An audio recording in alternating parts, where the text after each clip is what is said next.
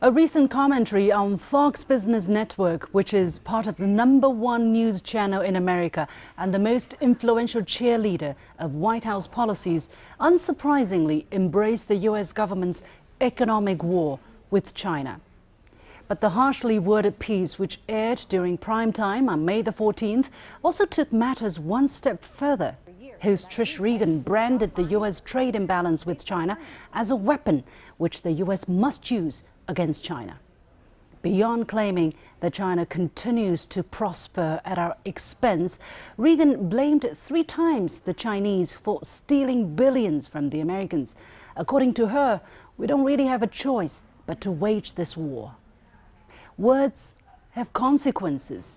Her economic warmongering reaches millions of Americans in their homes and possibly many others around the world. And given the close, almost symbiotic relationship that the Fox channel has with the current U.S. administration, it's fair to say she also speaks for Trump's America. She portrays America as the real victim here, implying that previous U.S. administrations were somehow suckered by the scheming Chinese. She's so sure of U.S. victimhood, so indignant, that her eyes practically spit fire. If you were an American who didn't know any better, you too might clench your fists and pound the wall.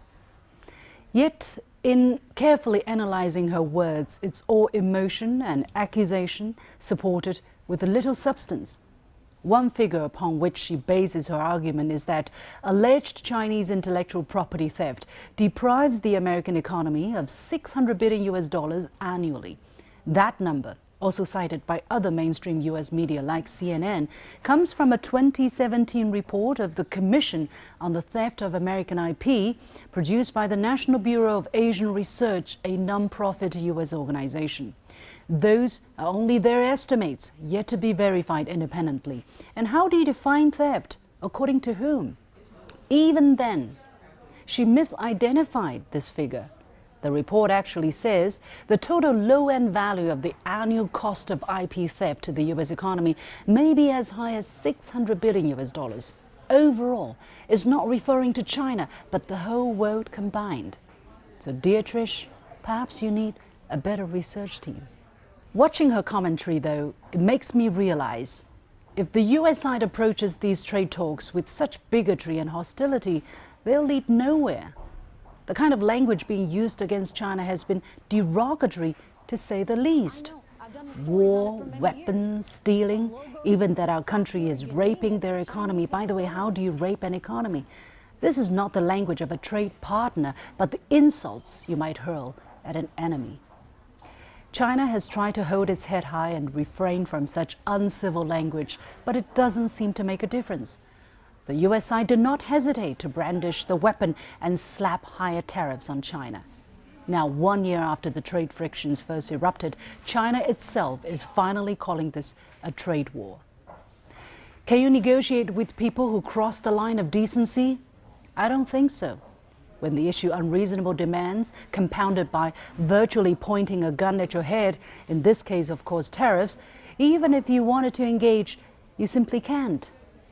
The U.S. now admits or even brags about this approach.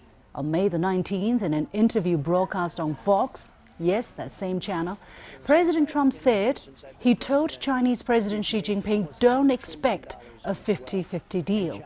It has to be a deal in favor of America. Well, this is the 21st century. The days when you could arm twist a country to accept unequal treaties ended long ago. The Chinese people rejected such treaties back then and will do so today as well. For people like Trish Regan or anyone else who thinks that economics should be weaponized against China, they'll be disappointed. Two can play at that game. Nevertheless, China will remain the adult in the room.